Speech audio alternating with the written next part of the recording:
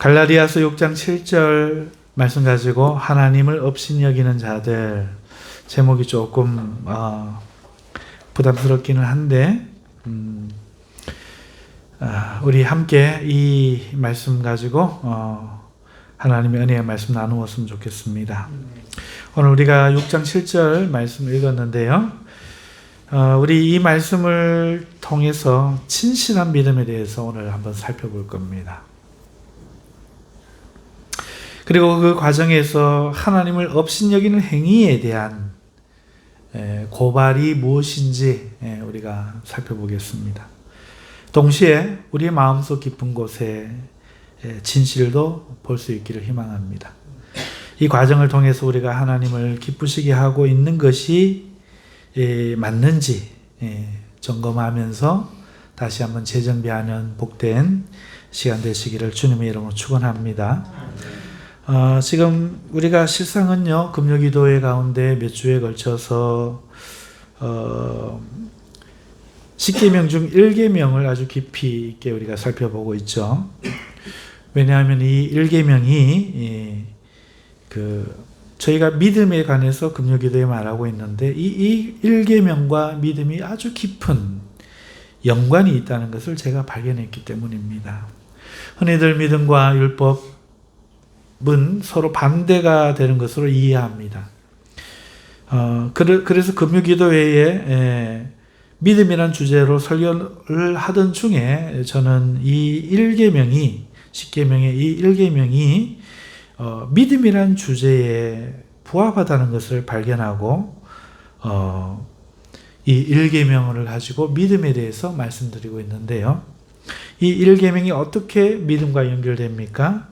그것에 대해서 우리가 몇 가지로 살펴보았었죠.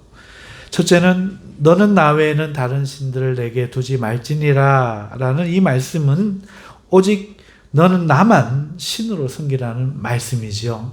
그래서 믿음입니다. 아직까지 이해가 안 되시죠?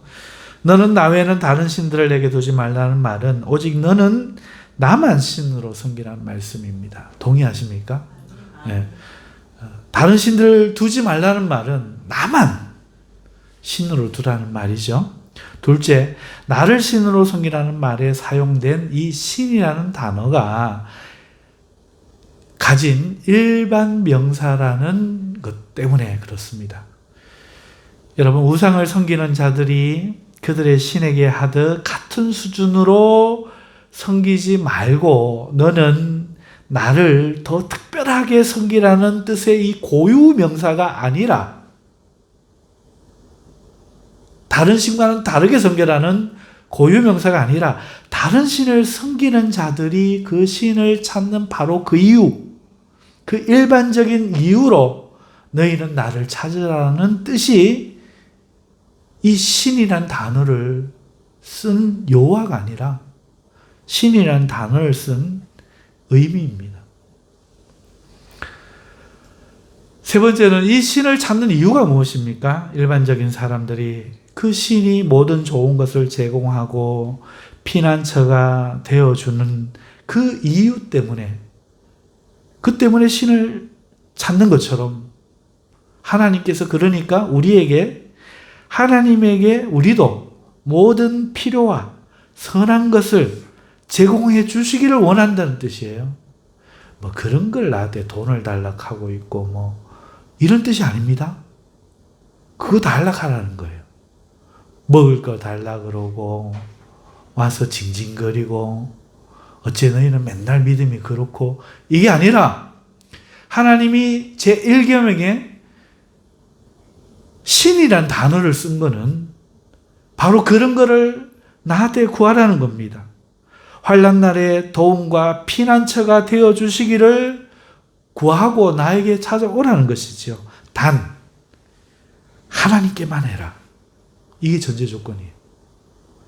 딴 우상이나 신에게는 찾으면 안 된다. 그거 해라. 단 나에게만 해라. 네 번째, 이 1계명은 첫째 계명이잖아요. 그러니 하위 9계명의 본질이 되는 대표 계명이라고 말씀드렸습니다. 따라서 요구하시는 사람에게 하나님에 대하여, 하나님이 요구하시는 삶에 대하여 요구하시는 모든 본질을 이 1계명이 대표로 가지고 있는 거예요. 그것은 이미 살펴본 것처럼 하나님께만 필요한 것을 얻고, 하나님께만 피하여 숨고, 다른 곳에는 가지 않고, 다른 말은 듣지 않고 사는 것임을, 나머지 계명도 오직 그것임을, 오직 신은 하나님 한 분뿐이어야 한다는 것임을 말씀한다는 것이죠. 다섯째로 1계명이 요구하는 것은 놀랍게도 율법의 본질인 사람의 행위가 아니라 믿음이라는 것입니다. 무슨 말인가? 행위라는 것은, 특히 율법과 관련된 행위라는 것은 율법의 어떤 기준을 충족시키는 행동을 하라는 말 아닙니까? 이것을 해야만 너는 의롭다고 인정된다 하는 것이 율법의 요구로 우리가 이해하고 있습니다. 하지만 1계명을 자세히 한번 다시 생각해 보십시오. 행위자가 누굽니까? 사람이 해야 할 행위란 다른 신을 찾지 않고 하나님만 찾아서 필요를 구하고 환난 당할 때 하나님께 피하는 것이라면 그게 행위의 전부입니다. 그게 전부예요. 오히려 행위자는 하나님입니다. 보세요. 그 다음부터 필요를 제공하고 피난처가 되어주고 보호하고 돌보는 행위, 그 행위는 오직 하나님이고 하나님의 행위의 주체자시고, 예수님도 아버지가 일하니, 지금까지 일하니 나도 일한다고 했습니다. 우리는 그냥 피해서 달라 그러면 되고 숨으면 되는 거예요. 율법이 뭔가를 요구한다는 우리의 생각과 너무나 상충되지 않을 수 없습니다. 하나님께 달라고 구하는 행위, 자신이 어떤 삶을 살았든지 간에 하나님 앞에 자랑스러울 수도 있지만 그렇지 않을 수도 있잖아요. 환난을 당하면 하나님께 피하라는 이 행위는 행위라기보다는 오히려 믿음에 가깝죠. 못 믿으면 그렇게 못하잖아요. 이것은 마치 무엇과 같은가 하니까, 아기가 엄마에게, 아기 자신이 엄마를 얼마나 피곤하게 만드는지, 어떤 수고를 끼치며 지속적인 경제적 손실을 발생시키는지 전혀 생각하지 않고 고려하지 않고, 먹고 싶은 것이 생기면 사달라고 떼를 쓰는 것, 잠이 오면 업어달라고 우는 것, 놀라면 엄마에게 아무런 생각 없이 엄마 형편이 어떠든지 간에 엄마에게 달려와 안기는 것과 같잖아요. 이 모든 것은 오직 엄마의 사랑에 대한 믿음을 바탕으로 한 것일 뿐입니다. 전혀 자신의 상받을 만한 행위라고 생각하는 아기는 없을 겁니다. 엄마도 그 아이의 행위에 대해서 야, 네가 의로운 행위를 했구나 보상으로 하는 엄마가 한 명도 없을 거예요. 당연히 자기를 의지하니 자기가 해야 할 일로 여기고 돌본다는 것이죠. 1계명이 이와 똑같은 거예요. 가만 생각해보면 이거예요. 우리가 율법으로 이해했던 10계명, 죄가 있나 없나 이런 것과는 전혀 거리가 멀었어요. 10계명의 1계명이 사실은 우리가 아주 잘 아는 부모 자식 간의 믿음의 요구였음을 저는 깨달았고, 그래서 하나님이 처음부터 요구하셨던 것이 영적 부모인 하나님에 대한 믿음이라는 것과, 그러니 구약 성경이 요구하는 것도 올바른 행위가 아니었다는 것, 그 본질이 하나님에 대한 믿음이었음을 깨닫게 되었죠.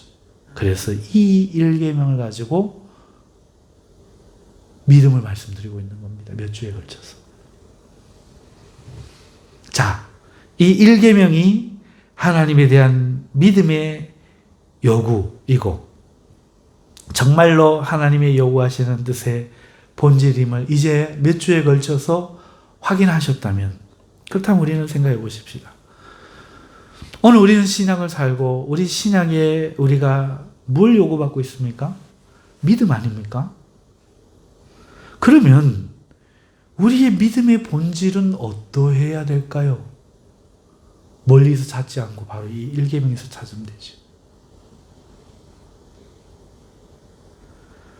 우리는 무엇을 하는 것에 관심이 많아요. 얼마만한 가치 있는 일을 하느냐, 이게 얼마나 대단한 일이냐, 거기에 관심이죠.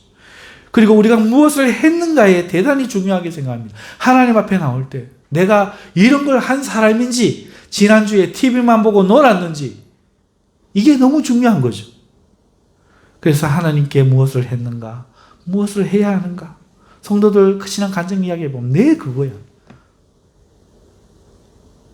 평생을 그것만 이야기하고 살아요. 나는 어떤 것을 행하며 사는 사람인가? 여기에 우리의 믿음의 방향성을 두드라는 거예요. 그것이 중요하고 가치 있는 일은 맞아요. 부인하는 게 아닙니다. 맞습니다.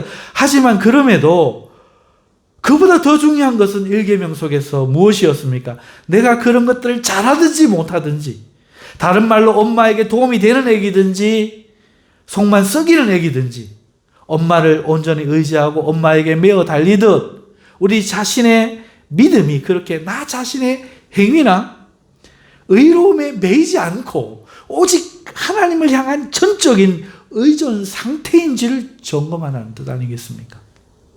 내가 하나님을 의존하고 있느냐? 아니면 나 자신을 믿고 의지할 수도 있고 나 자신 때문에 두려워하고 하기도 하여서 무엇을 행하는 것에, 공로를 세우는 것에 집중하고 있느냐? 이걸 묻고 있는 겁니다. 그런 자들에게는 죄를 깨닫게 했는도다. 바울이 말하는 것은 행위로 공로를 받아 의롭다함을 받고 구원을 얻으려고 하는 자들에게 이 말을 한 거예요. 그런 사람들에게서는 죄를 짓는 역할밖에 안 돼요.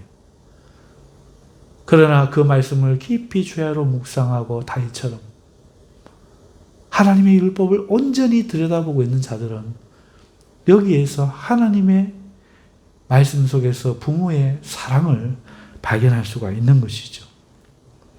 이것이 중요합니다. 의존 상태. 우리의 믿음의 본질은 하나님을 향한 신뢰, 전적인 의존, 이겁니다. 하나님을 의지하고 사는 것, 우리 마음에 하나님이 아닌 의지의 대상을 하나도 남겨두지 않고 오직 하나님만이 그 대상인 것, 이것이 우리 믿음의 순결이어야 돼요. 순수해야 돼요.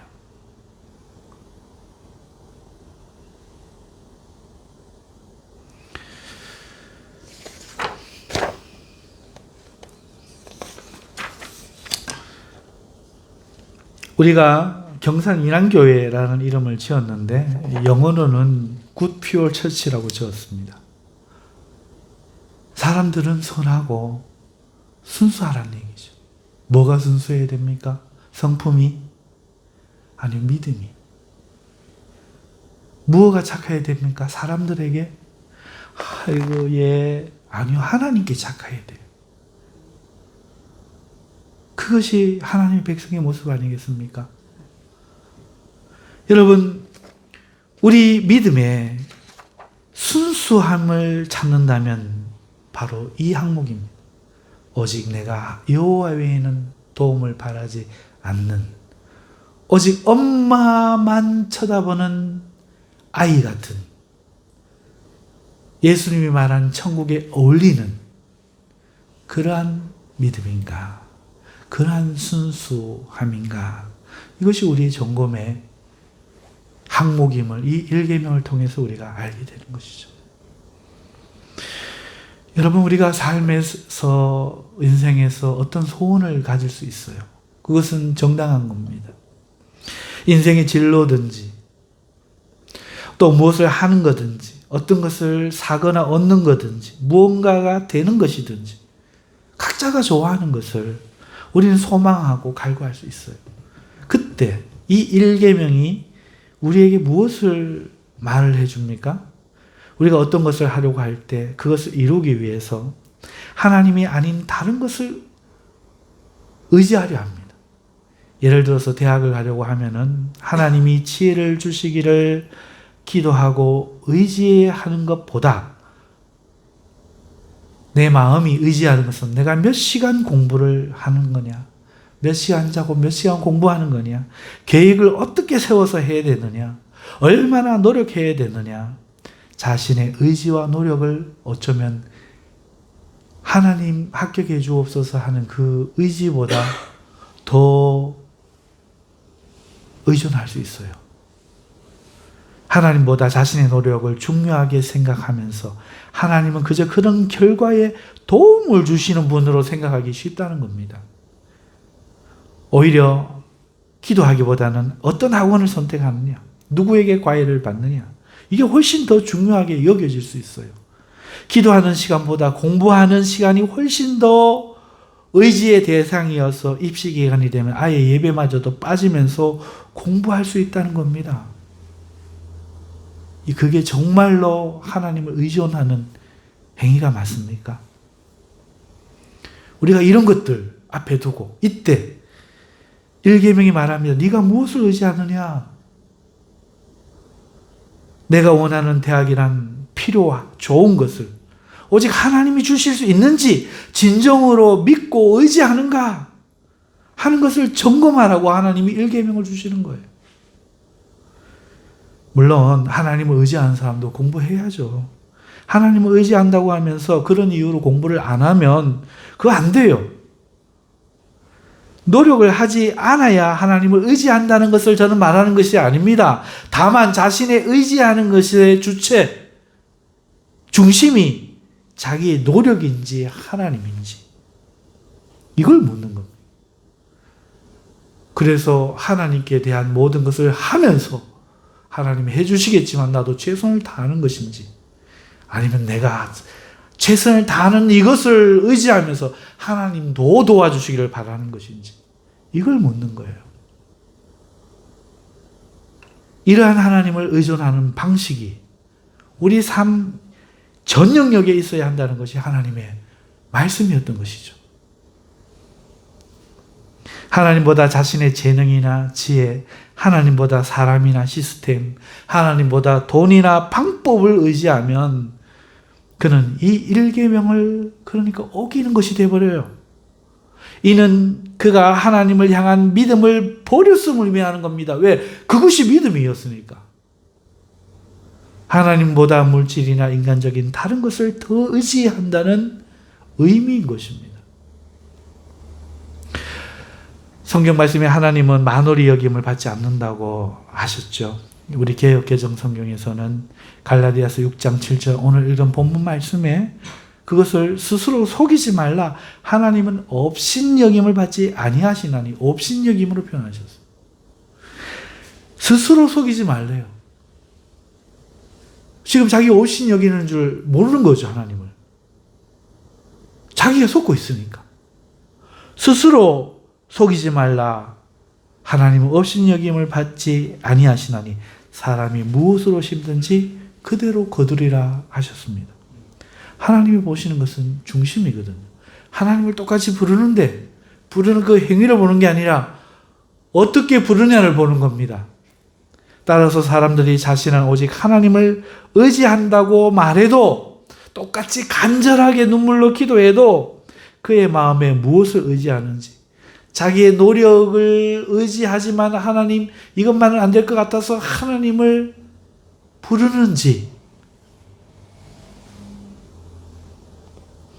하나님이 그걸 보신다는 거죠.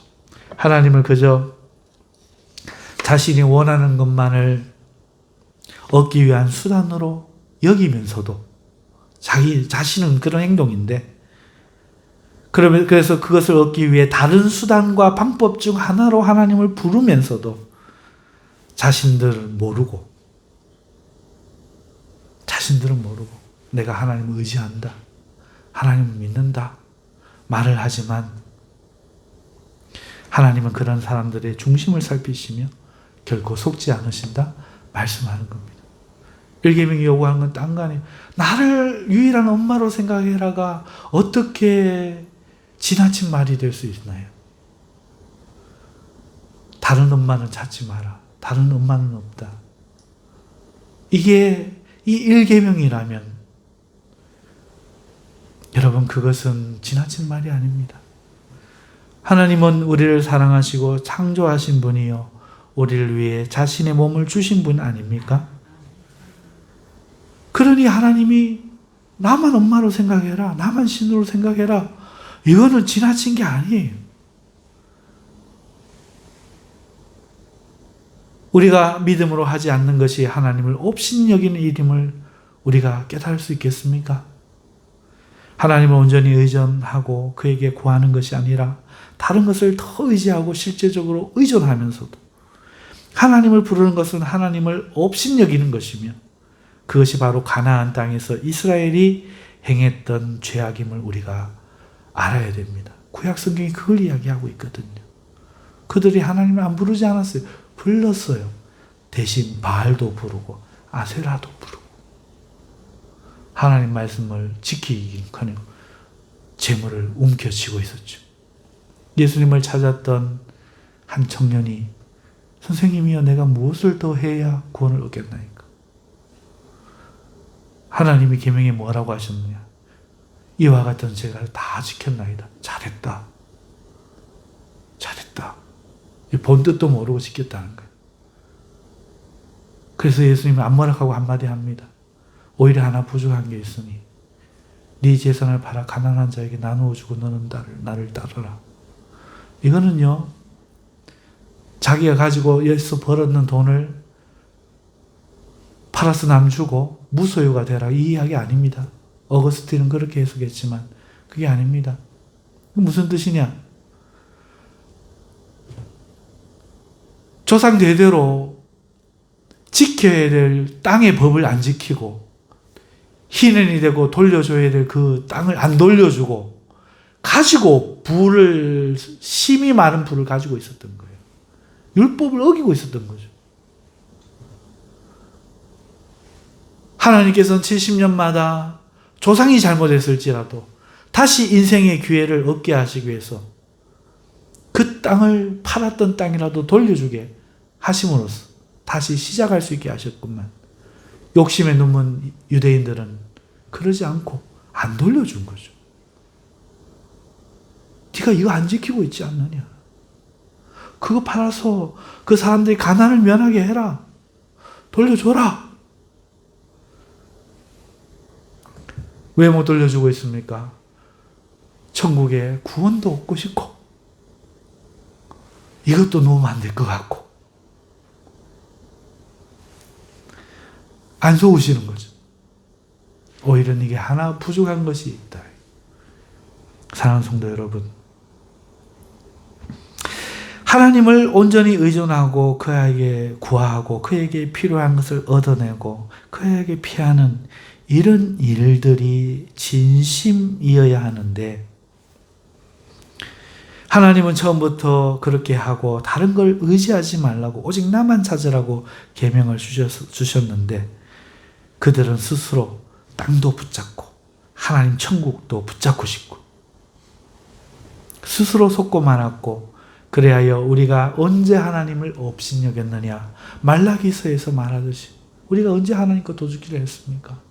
언제 우리가 하나님을 초롱했습니까? 항변하는 것이죠.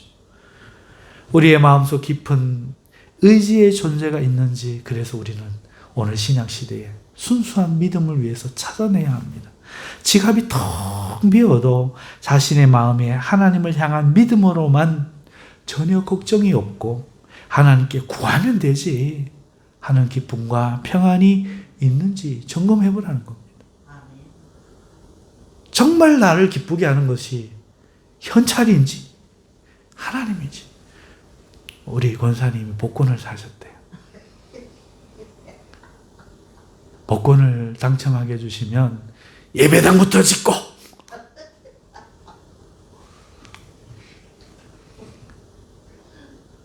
귀한 생각이죠. 그러나 까딱 잘못하면 우리 속을 수 있어요. 홍해가 있어서 못 건너갈까요? 길이 없는 걸까요? 반석에서 물이 날 수 없는 걸까요? 우리는 착각하고 있어요. 사랑하는 성도 여러분, 우리가 하나님을 의존한다는 것은 어떤 환경이 되기 때문에 의지하고 의존한다는 게 아닙니다. 방법이 있기 때문에 그렇게 된다는 게 아니에요. 아브라함을 부르셨을 때 75세에 아들을 준다 하니까 따라 나선 이유가 뭐였습니까? 안 되면 여차하면은 하갈이라도 얻어가지고 어떻게 애를 낳을 수 있다. 자신이 있어서였잖아요. 그걸 믿음으로 생각했어요. 하나님은 그걸 믿음으로 여겨주셨죠. 하지만 99세가 되었을 때, 드디어 발기불능이 됐을 때 나타나셔서 내년에 아이가 있으리라 웃습니다. 부인도 듣고 웃습니다. 남편은 안 되고 나는 생리가 끊어졌고. 하나님이 이런 것도 있다. 소돔과 고모라를 멸망시키고 조카를 구원해내잖아요. 그래서 히브리 기자는 그날 밤에 있었던 일을 성경에 적어요.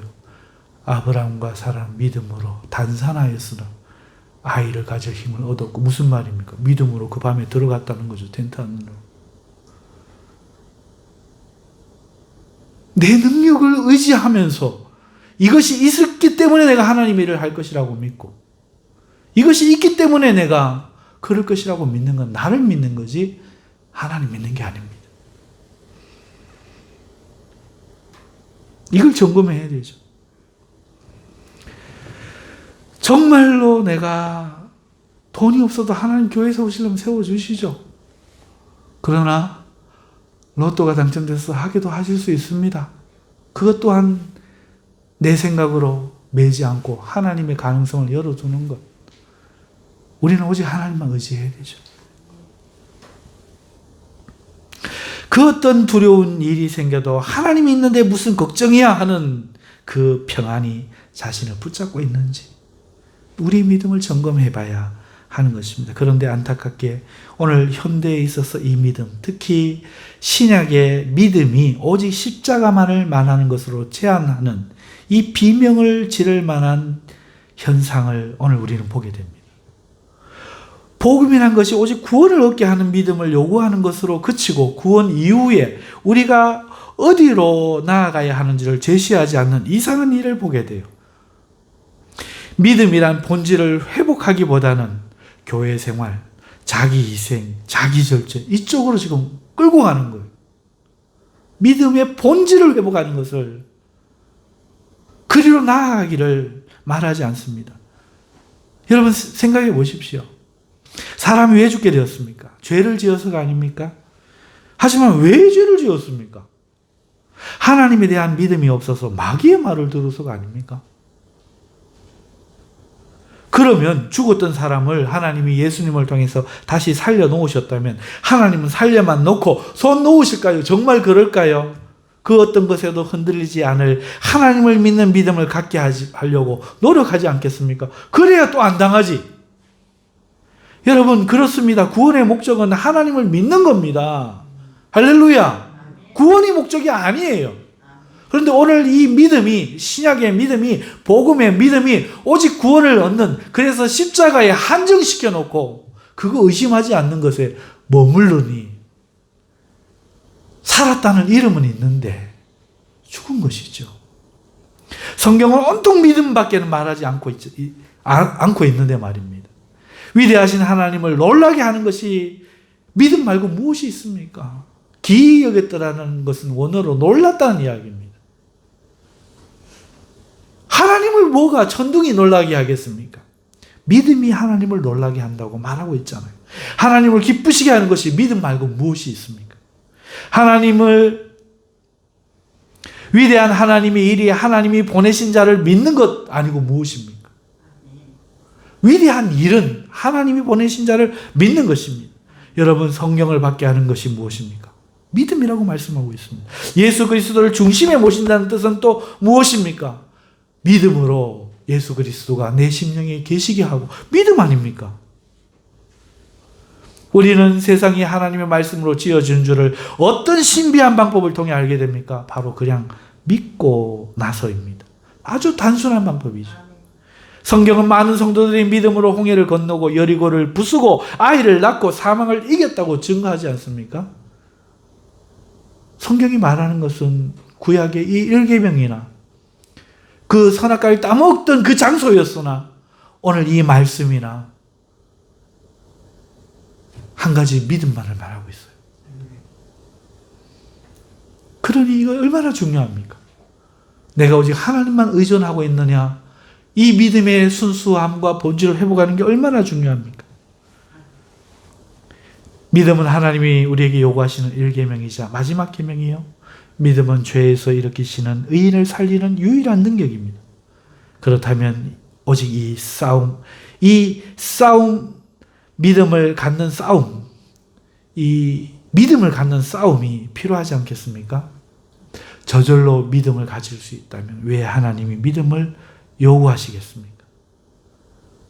그러므로 어떤 행위를 해서 믿음이 생기지 않습니다. 믿음을 가지십시오. 일을 하지 않아도 한 것이고 믿음을 가지십시오. 그 일을 할 수 있게 될 겁니다. 우리는 그렇기 때문에 믿기 위해 싸워야 돼요. 하나님 날 사랑하시는가? 이래도 날 사랑하시는가? 이래도 날 사랑하실 수 있는가? 하나님은 하실 수 있는가? 내가 아니어도 될 수가 있는가? 여러분, 우리는 이 믿음의 싸움을 싸워야 됩니다. 왜? 성경이 요구하신 것은 그것밖에 없기 때문에 그렇습니다. 오늘 이 밤 우리는 하나님을 철저히 의존하고 믿는 상태가 되기 위해 기도의 싸움을 할 수 있기를 주님의 이름으로 축원합니다. 여러분, 점검하십시다. 기도 가운데 크게 소리 질러도 좋고 조용하게 묵상해도 좋습니다. 내가 하나님을 정말 믿고 신뢰하는가? 다른 것들 붙들지 않고 하나님만 믿을 것입니다. 만약에 믿음이 없다면 내가 무엇을 붙들고 있는가? 그것을 발견하고 십자가에 못 박고 주님만 이제부터 믿고 살리라. 정말 다짐하시는 기도의 시간 되시기를 주님의 이름으로 축원합니다. 우리 519장 찬송 한 장 부르고 우리 다 함께 기도를 하도록 하겠습니다.